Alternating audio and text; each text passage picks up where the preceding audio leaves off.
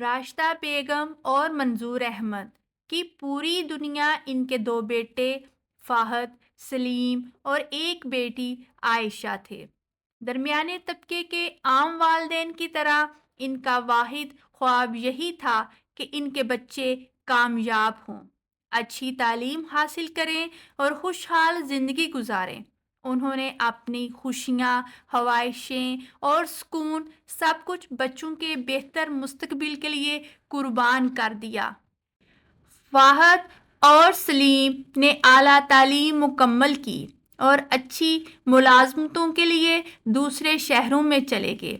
والدین کو بیٹوں کی ترقی پر فخر تھا، مگر ان کے دل میں ایک عجیب سا خوف بھی تھا، کہیں یہ دوری ہمیشہ کے لیے نہ ہو جائے۔ جب بیٹے اپنے قدموں پر کھڑے ہو گئے تو والدین نے خود ان کی شادیاں کروائیں۔ فہد اور سلیم نے والدین کی پسند سے ہی شادی کی اور سب کچھ خوشگوار لگ رہا تھا، مگر چونکہ ان کی ملازمتیں دوسرے شہروں میں تھیں، وہ اپنی بیوی کو لے کر وہی چلے گئے اور ان کے بچے وہی بڑے ہونے لگے، وہی اسکول جانے لگے اور یوں ماں باپ سے دوری مزید بڑھ گئی۔ عائشہ بھی جوان ہوئی اور والدین نے اس کی شادی ایک اچھے گھرانے میں کر دی۔ وہ ایک قریبی شہر میں بیاہ کر چلی گئی۔ ابتدا میں وہ ہر ہفتے والدین سے ملنے آتی، فون پر روزانہ بات کرتی، مگر شادی کے بعد کی ذمہ داریوں نے اسے بھی الجھا دیا۔ وہ آہستہ آہستہ اپنی نئی زندگی میں مصروف ہو گئی۔ اب راشدہ بیگم اور منظور احمد کے لیے زندگی کی رونق ختم ہو گئی تھی۔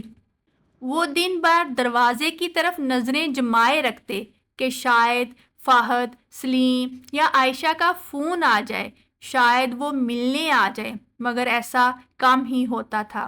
جب بھی راشدہ بیگم فون کرتی، فہد اکثر کہتا ہے، امی بچے اسکول جا رہے ہیں، کام بھی بہت زیادہ ہے، آپ دعا کریں، جلد آنے کی کوشش کروں گا۔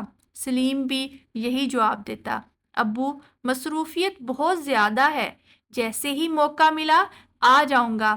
عائشہ بھی کہتی، امی بچے اسکول جا رہے ہیں، مصروفیت بہت زیادہ ہے، سسرال کے بھی کام ہوتے ہیں، میں جیسے ہی فارغ ہوئی آ جاؤں گی، مگر وہ موقع کبھی نہیں آیا۔ ایک دن منظور احمد کو اچانک دل کا دورہ پڑا۔ راشدہ بیگم نے گھبرا کر فہد، سلیم اور عائشہ کو فون کیا، مگر تینوں اپنی زندگیوں میں اتنے مصروف تھے کہ فوری طور پر نہ آ سکے۔ فہد نے کہا، امی میں کوشش کر رہا ہوں، لیکن ابھی آنا مشکل ہے، آپ ابو کو ہسپتال لے جائیں، میں جلد پہنچنے کی کوشش کرتا ہوں۔ سلیم نے بھی یہی کہا، ابو کا خیال رکھیں، میں جیسے ہی فارغ ہوا آ جاؤں گا۔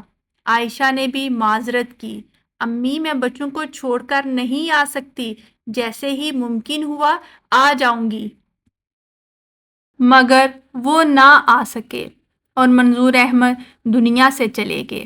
جب فہد، سلیم اور عائشہ کو والد کے انتقال کی خبر ملی تو وہ فوراً آئے، مگر تب تک بہت دیر ہو چکی تھی۔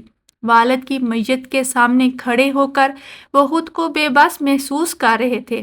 فہد نے والد کا بے جان چہرہ دیکھا تو اس کا دل دہل گیا۔